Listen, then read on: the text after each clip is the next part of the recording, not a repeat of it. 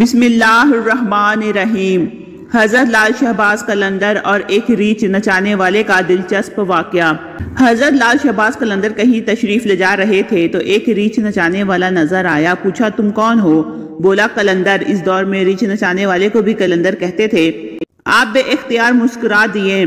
آپ کا مسکرانا اس ریچھ والے کو پسند نہیں آیا۔ کہنے لگا آپ کون ہیں؟ فرمایا میں بھی قلندر ہوں۔ کہنے لگا آپ کیسے قلندر ہیں؟ نہ آپ کے پاس ریچھ ہے نہ ڈگڈگی، تو تماشا کیسے دکھائیں گے؟ فرمایا پہلے تم دکھاؤ پھر میں دکھاتا ہوں۔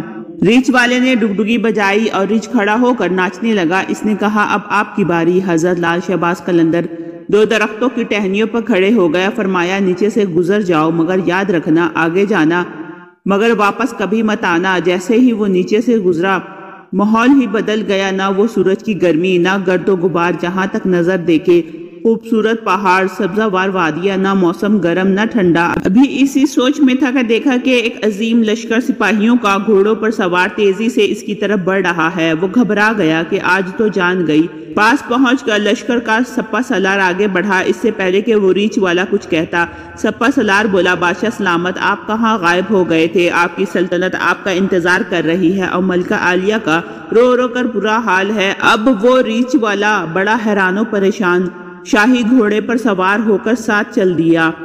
جب محل پہنچا تو عظیم الشان عمارت دیکھ کر حیران ہو گیا۔ اندر داخل ہو تو خوبصورت ملکہ گلا شکوہ کرتی لپٹ گئی۔ کہاں رہ گئے تھے آپ سب؟ بھول کر نہا دھو کر شاہی پوشاک پہن کر تخت پر بیٹھ گیا۔ سالوں گزر گئے، بچے ہوئے، پھر شہزادے بڑے ہو گئے، بڑھاپا آ گیا، جسم سے جان، منہ سے ذائقہ چلا گیا۔ ایک دن اپنی سلطنت میں دریا کے کنارے بیٹھے خیال آیا کہ آخر ہوا کیا تھا۔ اسی جستجو میں پہنچا جہاں پر لشکر تھا تو دیکھا وہ درخت اب بھی موجود ہے۔ سوچا چلو دیکھتے ہیں۔ وہ درخت کے بیچ سے گزرا، ماحول بدل گیا۔ وہی وقت، وہی مقام، سامنے اس کا ریچھ اور ڈگڈگی پڑی ہے، وہی گرمی، وہی گرد و غبار۔ پیچھے دیکھا تو حضرت لال شہباز قلندر کھڑے تھے۔ اس کی حالت غیر ہو گئی۔ بولا جناب میری سلطنت، میری ملکہ، میرے شہزادے۔ تو آپ نے فرمایا وہ سب تماشا تھا۔ اس طرح کی مزید انفارمیٹیو ویڈیو کے لیے میرے چینل کو لائک اور سبسکرائب کریں۔ ملتے ہیں نیکسٹ ویڈیو میں۔ رکھیے گا اپنا بہت سا خیال۔ اللہ حافظ۔